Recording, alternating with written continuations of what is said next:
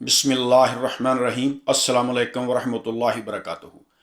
तमाम अहले वतन को यौम आज़ादी मुबारक। मेरी दुआ है कि अल्लाह रब्बुल इज़्ज़त अहले वतन पाकिस्तान जितने भी लोग हैं, अल्लाह ताला उनको अपनी हिफ्ज़ व ईमान में रखे। हमारे प्यारे वतन पाकिस्तान को और इसमें बसने वालों को अल्लाह रब्बुल इज़्ज़त अपने हबीब के सदके शाद आबाद रखे और हमारे मुल्क को क़यामत की सुबह तक अल्लाह ताला शाद आबाद रखे। और दोस्तों, मैं ख़ास तौर पर अपने उन बहन भाइयों को खराज तहसीन पेश करना चाहता हूँ जो रिज़्क़ हलाल कमाने के लिए दूसरे ममालिक में गए हैं।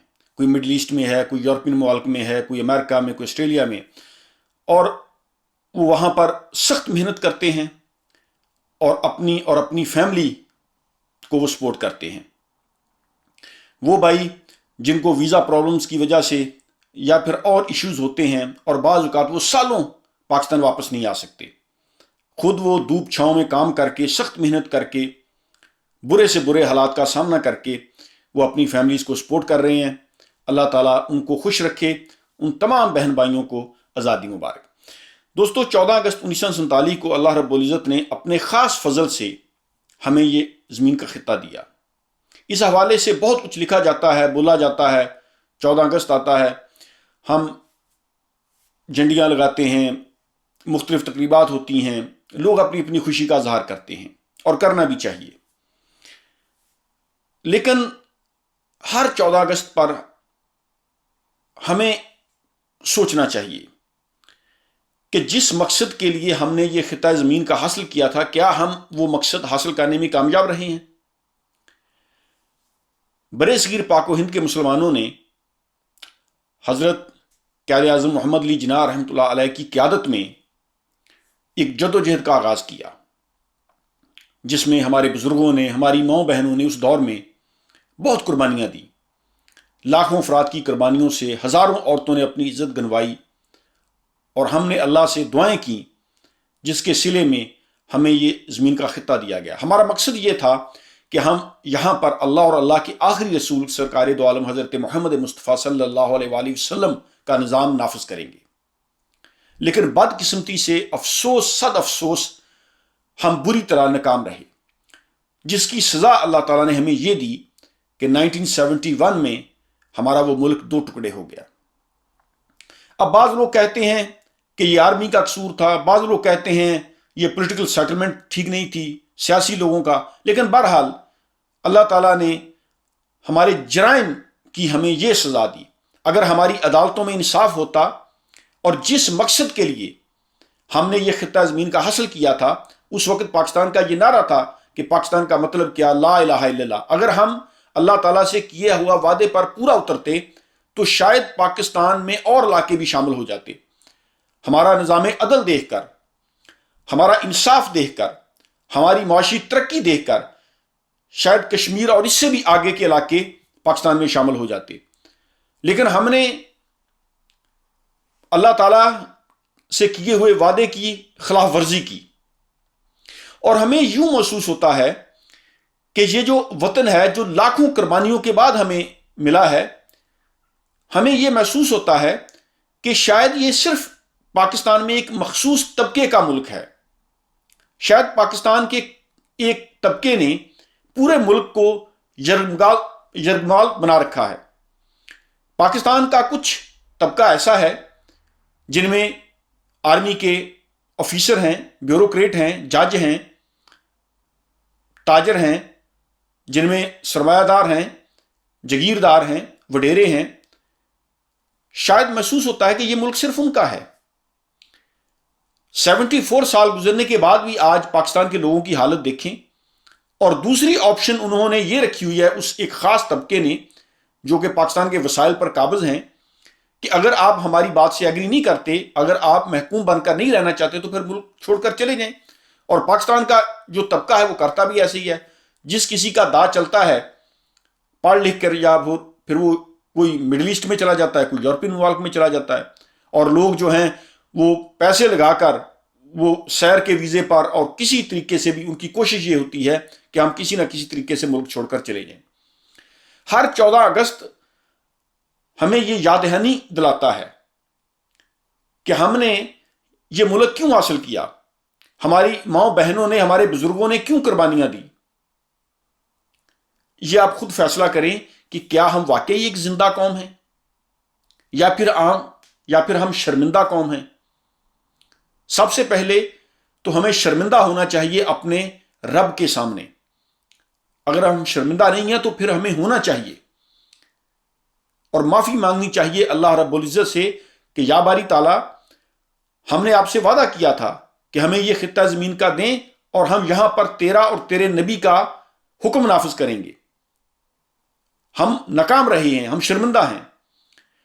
ہم شرمندہ ہیں ان شہیدوں کے سامنے جنہوں نے قربانیاں پیش کی۔ ہم شرمندہ ہیں ان بزرگوں کے سامنے جنہوں نے اپنی آنکھوں کے سامنے اپنے بچیوں کی عزت گنوائی، اپنے بیٹوں کو شہید کیا، خود مشکلات جھیلی۔ ہم شرمندہ ہیں ان لوگوں کے سامنے جن کو ہماری عدالتوں میں انصاف نہیں ملتا۔ ہم شرمندہ ہیں ان چھوٹے چھوٹے بچوں کے سامنے جن کے ساتھ زیادتی ہو جاتی ہے۔ ہم شرمندہ ہیں ان ماؤں بہنوں کے سامنے جن کی عصمت دری ہو جاتی ہے اور عدالتیں جو ہیں وہاں پر ان کو انصاف نہیں فراہم ہوتا۔ ہم شرمندہ ہیں اس مزدور کے سامنے جو بھوک کی وجہ سے خودکشی کر لیتا ہے۔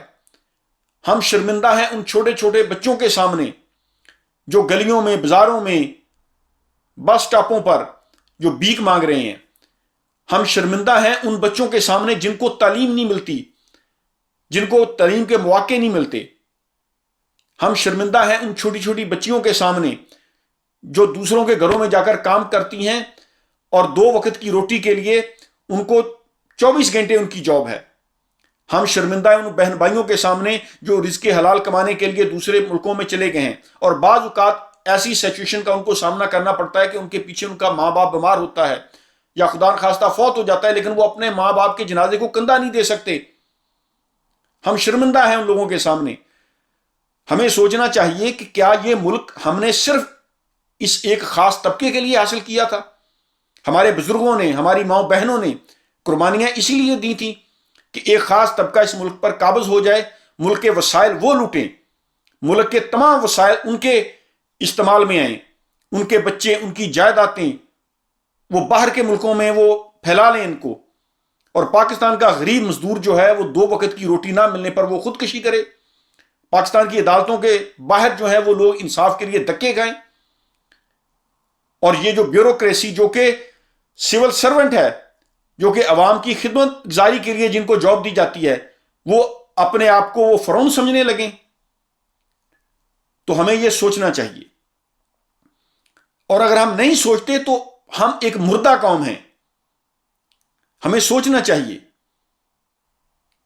دوستو، اللہ کا یہ قانون ہے کہ جب انسان اللہ کے قوانین کی نافرمانی کرتا ہے، انسان اللہ کے حدود سے تجاوز کرتا ہے، انسان اللہ کا حکم ماننے سے انکار کر دیتا ہے، تو ایک مقررہ مدت تک اللہ تعالیٰ اس کو مہلت دیتا ہے۔ اس کے بعد پھر اللہ رب العزت اس کی رسی کھینچ لیتا ہے، اس انسان کی، اس فرد کی، اس قوم کی۔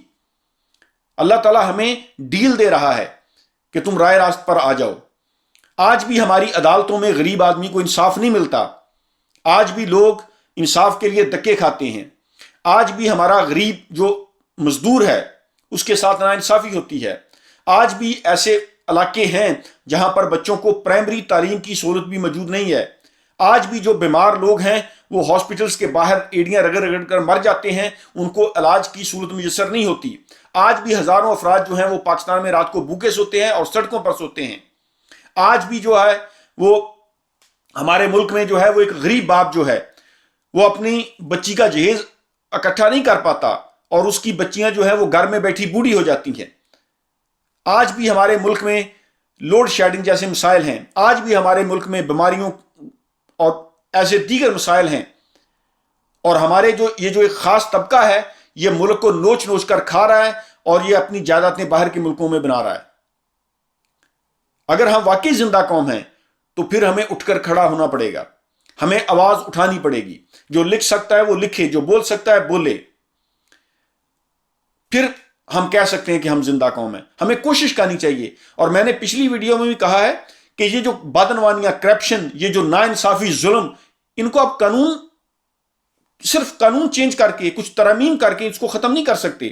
اس کے لیے قوم کو جہالت سے نکلنا پڑے گا, قوم کو اٹھ کر کھڑا ہونا پڑے گا اور قوم کو کہنا پڑے گا کہ ہم یہ ظلم برداشت نہیں کریں گے. عجیب بات ہے, یہ جو بد کردار پچھلے 40-50 سالوں سے حکومت میں ہیں وہ تو عیاشی کر رہے ہیں, اور ان کو ووٹ دینے والے جو ہیں وہ بھوکے مر رہے ہیں, اور لوگ پھر بھی ان کو اپنا مسیحا سمجھتی ہیں, ان لٹیروں کو, ان بدماشوں کو, ان گنڈوں کو.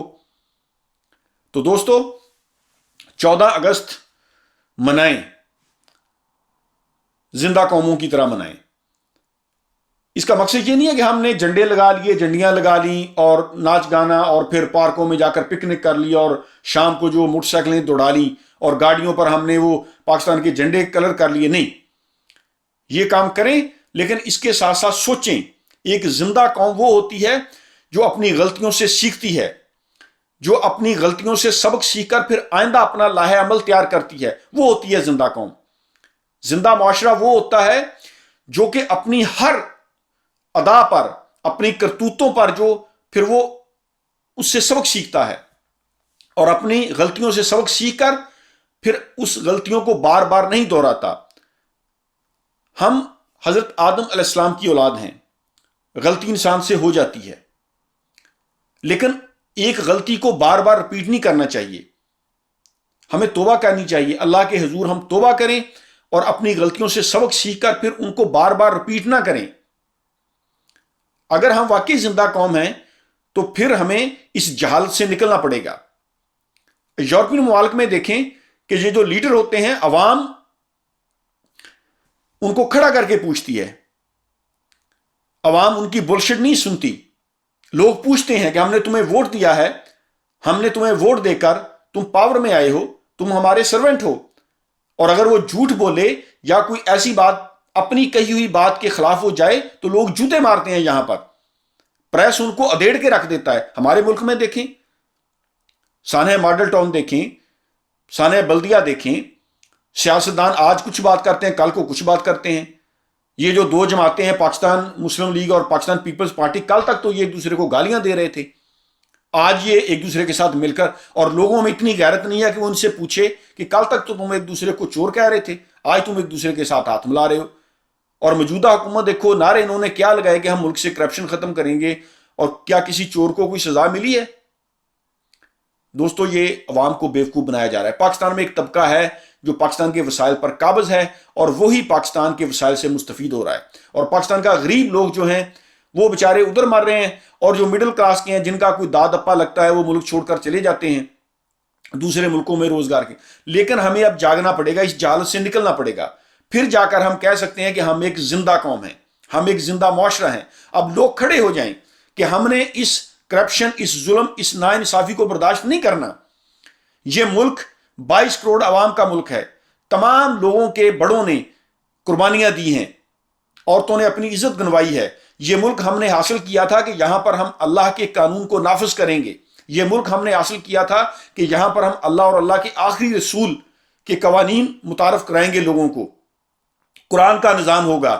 یہ ملک ہم نے حاصل کیا تھا کہ یہاں پر عدل و انصاف ہوگا. یہ ملک ہم نے اس لیے تو نہیں حاصل کیا تھا کہ چند خاندان جو ہے وہ اس کو لوٹ کر کھا جائیں اور باقی عوام جو ہے وہ ان کے منہ سے گرا ہوا اٹھا کر کھائے. ایک زندہ قوم بنے اور کھڑے ہو جائیں اپنے حق کے لیے. کوئی بھی آدمی جو جھوٹا ہے, جو کرپٹ ہے, جو چور ہے, جو ظالم ہے, وہ کسی بھی سیاسی, کسی بھی مذہبی جماعت کا ہو, اس کو برداشت نہ کریں. اپنے اندر اخلاقی جرت پیدا کریں اور اس ظلم کے خلاف آواز اٹھائیں. پھر جا کر ہم کہہ سکتے ہیں کہ ہم زندہ قوم ہیں. دوبارہ پھر میں تمام اہل وطن کو آزادی مبارک کہتا ہوں. اللہ رب العزت ہمارے ملک کو شاد آباد رکھے. اللہ حافظ.